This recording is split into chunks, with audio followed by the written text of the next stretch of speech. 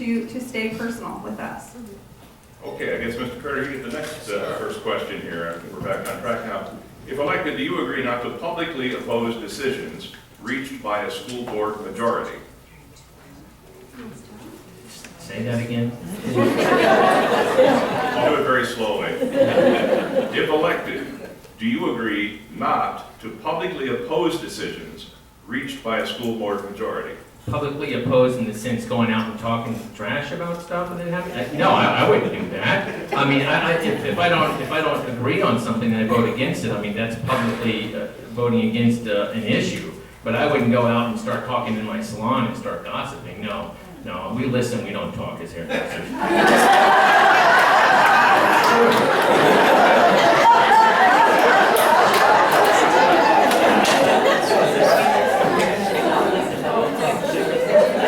Well, if I had the ability to foretell the future, I would have won the lottery by now. I can't tell you what may happen in the future, what issue may come across before the school board that I'm so adamantly opposed to that I have to talk about after the meeting.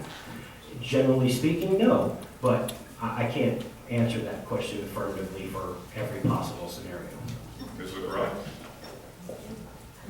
I think that there's a general decorum that is expected of everyone when you take a public office, and serving on the school board is just an example. And if there are decisions or there are things that happen at the school board meeting, that's already public, and so I don't believe that it requires discussion afterwards. Again, we don't know what it will be like once we are sitting on the school board, but I feel that it's appropriate to follow the decorum.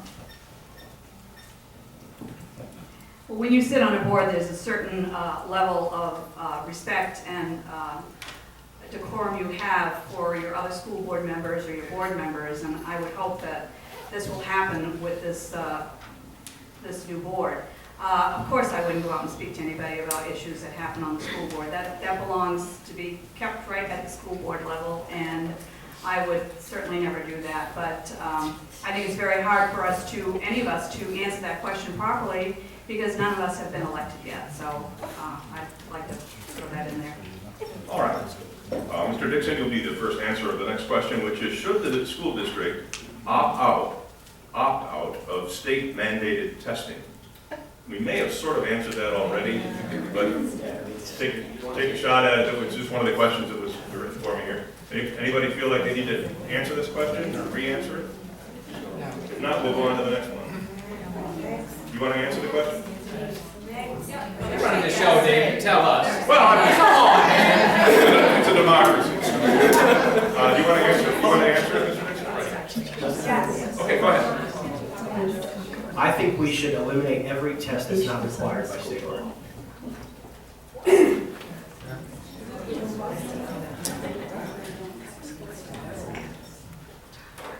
Okay, but you asked if we are in favor of eliminating state testing? Out of state mandated testing. State mandated testing. Our neighbors to the north, Lee County, attempted that, and some of you may remember that, and that did not bode very well because there were so many implications to doing so that they did not realize until they actually did it, and within a few days they opted right back in because things like their bond rating were going to go down. Their seniors were going to be in danger of not receiving a diploma, and Wall Street basically could have called in every bond due. So I think that rejecting or opting out of state testing would not be a good idea for us. Ms. Penta? I would be in favor of removing all unnecessary testing, and if that involves some of the state testing, I certainly would support that. I think there's too much testing already, and I think it can be done with a lot less testing if the right tests are used. Yeah, no, we can't opt out of state testing because it's a state law right now. But I mean, testing's not a bad thing. It's just the over-testing. I mean, we're tested every day as adults. Every time we go to work, we're tested. So, we just have to get used to testing. But you know, as it was said a little bit ago, you know, we owe $354 million, and we're scheduled in 10 years to pay that off, which is really incredible. We'll be debt-free in 10 years. But if we opt out of state testing, we'll see what happened in Lee County, where our bond rates will change, and that interest rate it'll just be astronomical, and we won't be able to stay on schedule with that 10-year plan. So no, we need to stay in. If we want to do anything, we can petition to limit the number of testing, and I think that's what we should do. All right. As a follow-up, an audience member wrote this: what sort of standardized testing would you support to ensure our students can be compared to others in the state and the country? And I think, Ms. Lucarelli, it's your turn to go first. We have the Florida state assessments, and every state has their own tests for that, and they're based on the standards. And using those tests gives us a good idea of how our students can be rated across the whole state. As far as tests that are given to rate our students how they are doing across the country, we have tests like the ACTs. Now, one thing that I wanted to mention about these standardized tests that I didn't is putting pressure on our legislators to minimize the amount of tests that our students take. And I think that that is the road that we need to go, we need to follow, especially given the fact that we have an opportunity for our state. Our state has been hopefully given a little more autonomy with the Every Student Succeeds Act, and they can make those adjustments for us. I would support the Iowa Basic or the SAT or the ACT as far as testing is concerned. I think they're a better measure across the country to see how our kids are performing. And I also would support performance testing, tests that are given to our children at the beginning of the school year and at the end of the school year. That would give us a better idea of what they've really achieved during the school year. So those are three areas that I would be in favor of.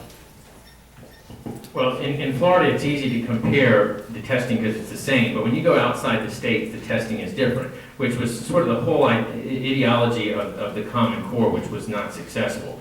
But you know, it all started when we did a commission, when Ronald Reagan did a commission, Nation at Risk, and we found that we were 17th in language arts out of 34 industrialized nations and 24th in math out of 34 industrialized nations. And what we're trying to do is we're trying to catch up. And we're trying to get every state to catch up, because states like Mississippi are really falling behind and places like that. And that affects us all as a nation, and that's an issue. And I think that was the attempt. But what we've done is we're over testing. In grades K through 12, what we've done in science, in math and in language arts, we're testing 8 different times in those grades.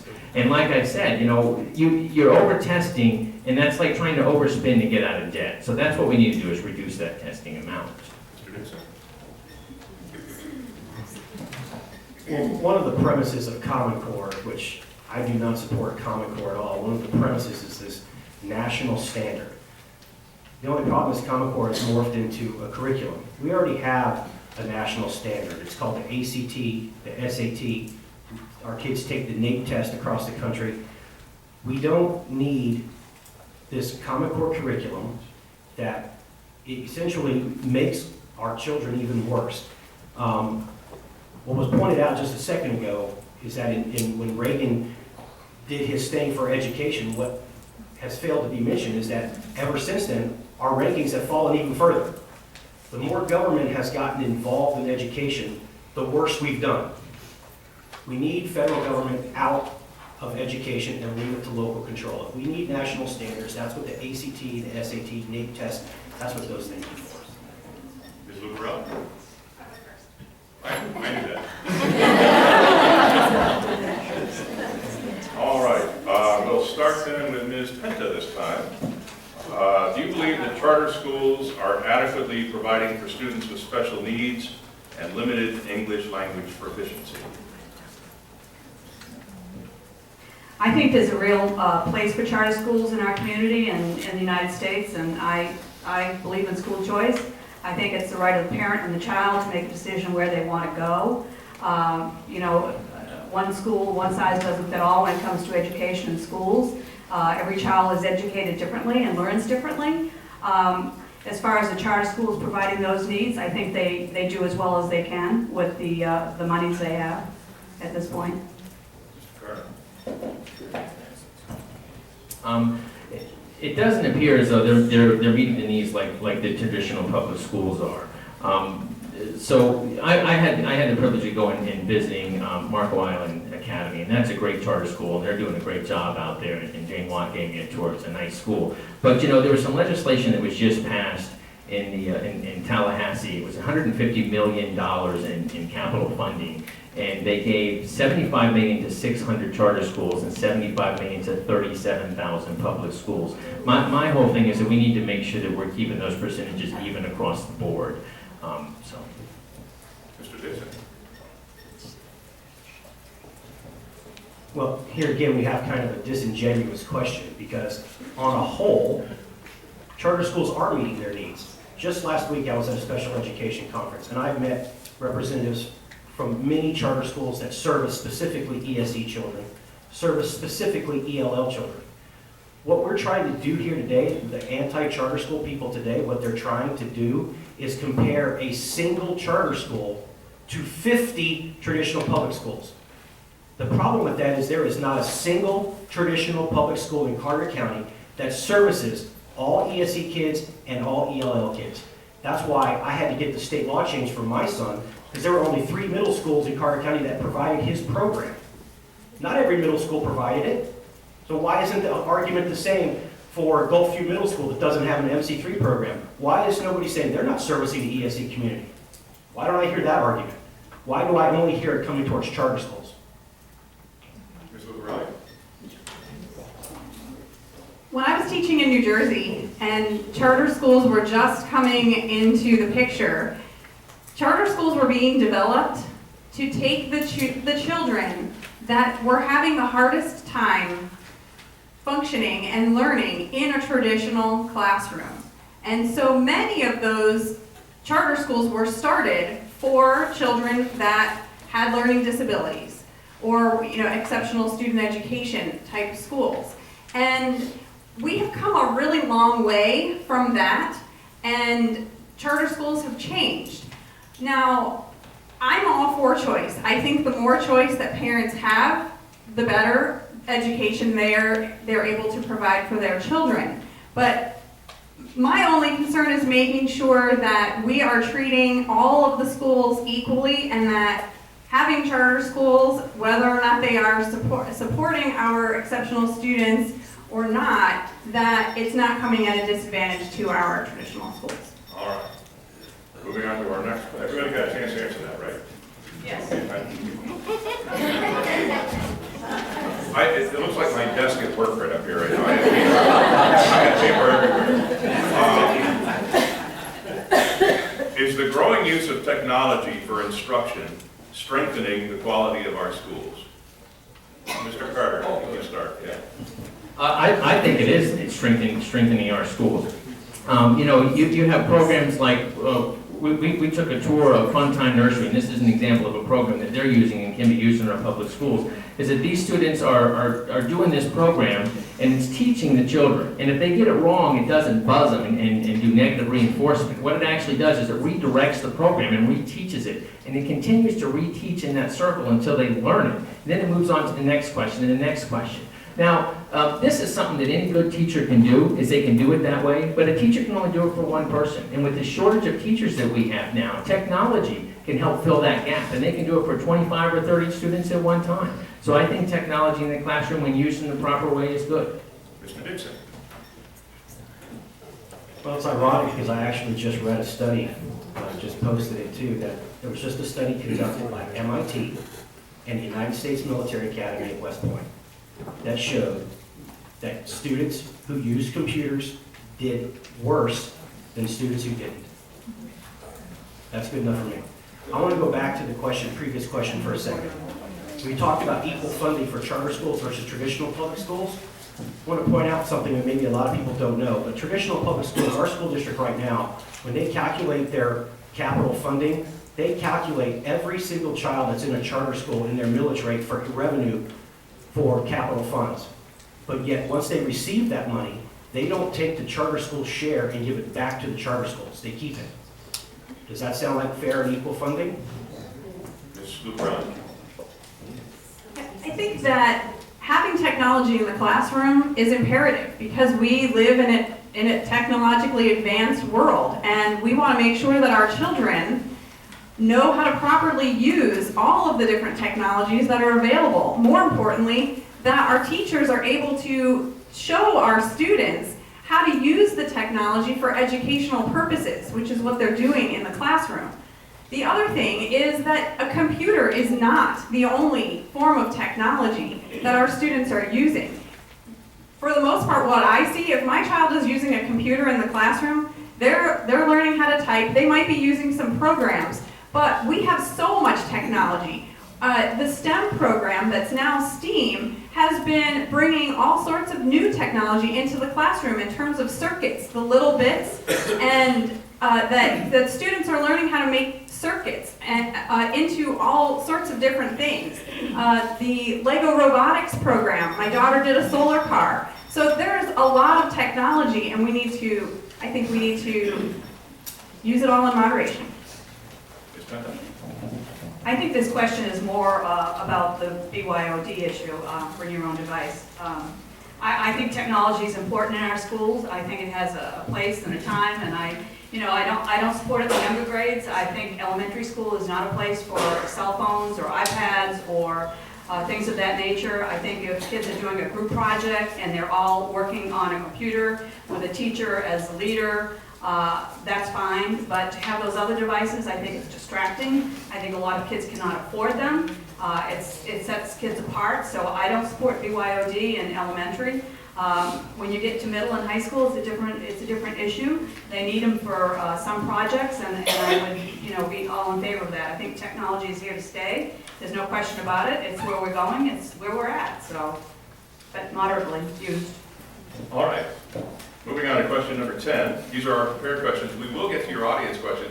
It does seem warm in here, doesn't it? Yes. Especially up here. I don't know, that's what I'm saying down here. I think we're good. Beyond normal communication, should parents be allowed to control what is taught or how schools are run? And I believe, Mr. Dixon, it's your turn. No, I don't believe that parents should be allowed to dictate how schools are run or what is taught. But what I do believe is that parents should have equal footing in the process. Now, right now, the school district has a policy that calls for, say, curriculum selection committee. That calls for that committee to be made up of 1/3 administrators, 1/3 teachers, and 1/3 split between community members and parents. So it's actually, parents are 1/6 of the equation.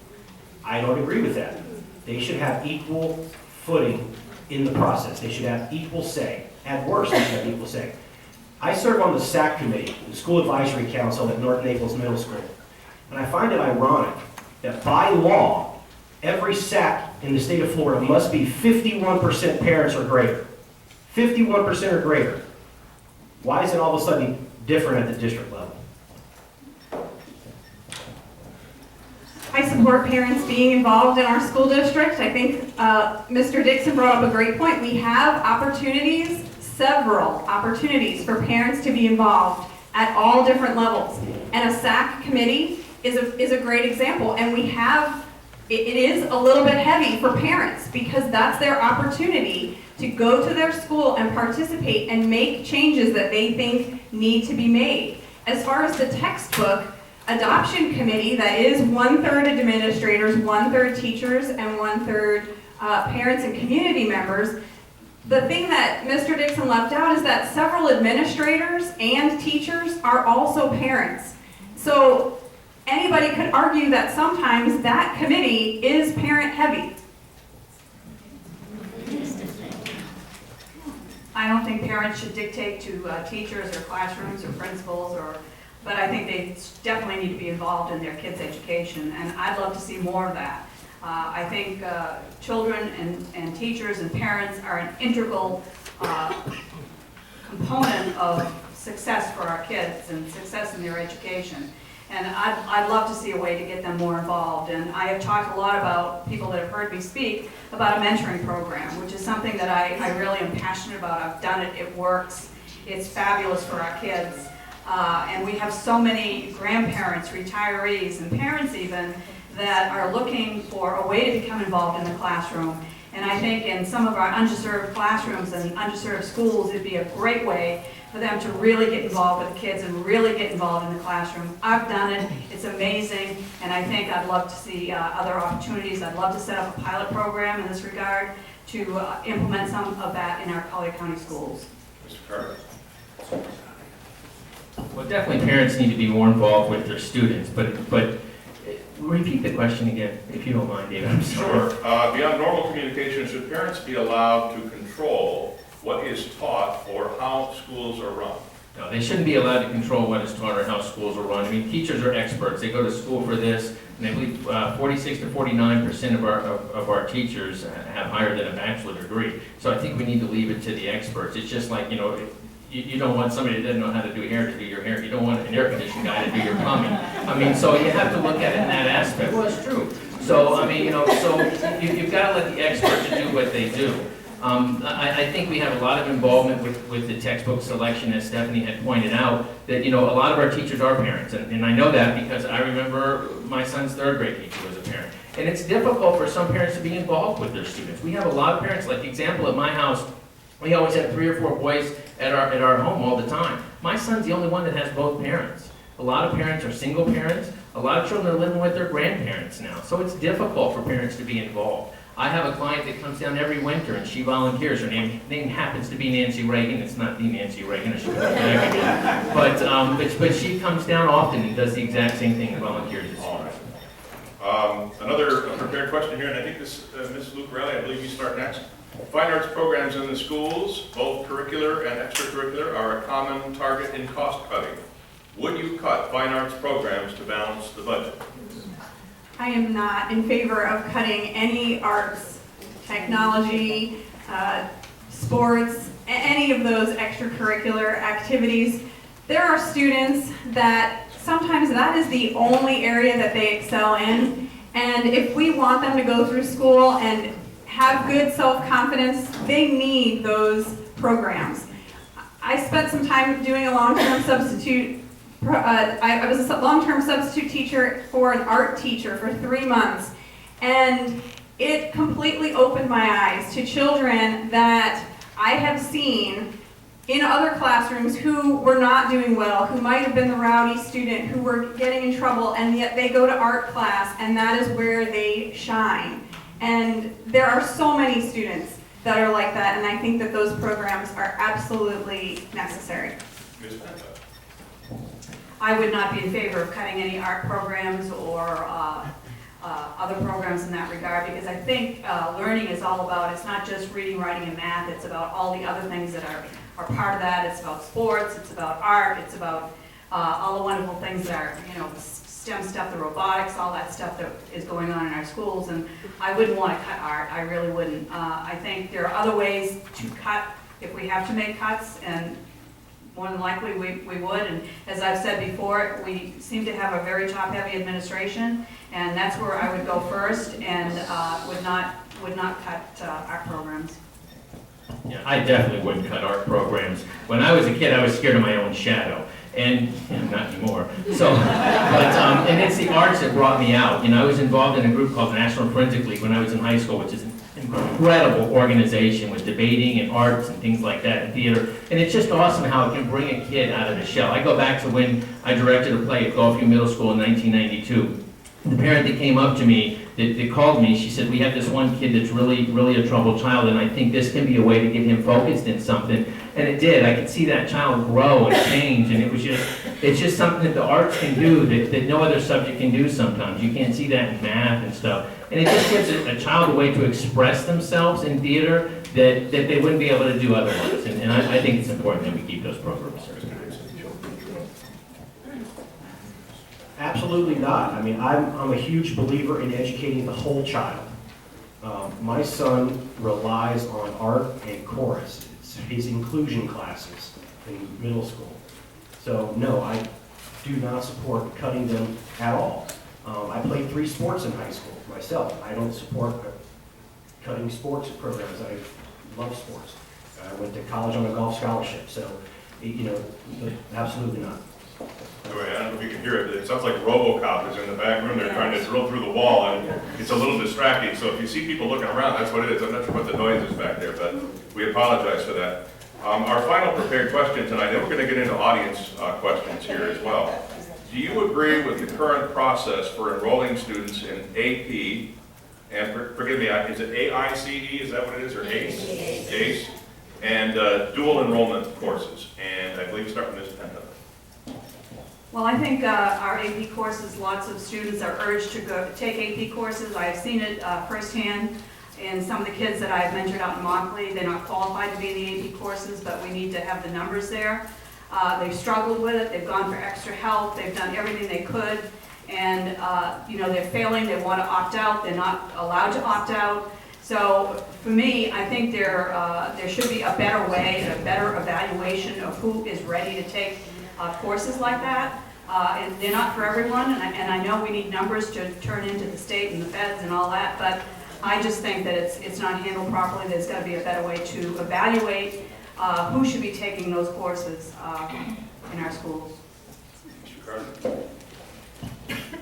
Well, that's an interesting question, because we just sort of went through something with that with my son on a personal issue, which I won't get into that. But I think what we need to do is we need to make sure that we are putting the right people in the right class. And that's a big thing to me with being a graduate from Lorenzo Walker Technical College. I think we need to look at the whole child and look at ways of introducing different things to children.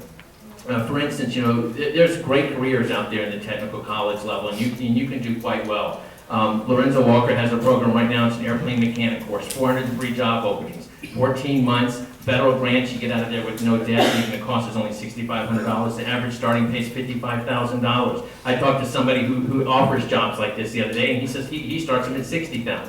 The average attorney in the United States starts off at $78,000 compared to the schooling they go to. So I think what we need to do is we need to make sure we're putting the right kids in the right place, and that can be difficult at sometimes. It can be difficult because sometimes the parents are putting pressure to have their children in certain classes because it's good to be gifted, it's good to be up high, even though maybe that child shouldn't be there. Mr. Dixon? No, I don't think that we are. I mean, look at, again, AP. That's what we're talking about. We have way too many kids taking AP classes that probably shouldn't be taking AP classes. The reason why AP exists is to provide college credit. It's not, AP wasn't created to give a great experience. It was created to get college credit. If you are incapable of passing the test, you take the honors level class. Now, right now, we only have 23% of our kids in Carter County that are taking AP classes that are getting a 4 or 5, which is what you really need to get college credit. Now, one of the things you have to look at here is in the superintendent's evaluation, she's evaluated on the number of kids taking AP classes, not how they're actually doing, not the scores that they're actually getting. One of the things you have to look at is, for every test of 3 or higher on an AP class, in an AP test, the district gets $650 back from the state. There's your reason why we're putting so many kids in AP classes that shouldn't be there. Ms. Lucarelli?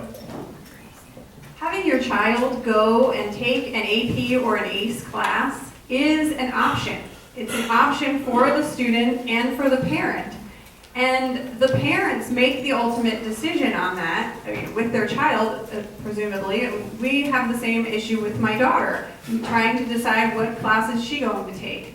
And if those AP and those ACE courses are much more rigorous, and if we are trying to raise the bar for our students and give them opportunities to excel, then that's a perfect example of something that we are doing. We are one of the few counties that do allow more children to take AP courses than others. But that should be looked at as a strength for us because we are pushing those children, giving them the opportunity to try those classes and excel and see if that's something that they can achieve it at. And they have that option. It's not something they're being forced into. Okay. We're now going to move into some audience questions here. And I'm going to try to keep it to the questions of one of the candidates suggested we should try to concentrate on what about the kids and educating kids. But we're going to have to talk about governance at some point.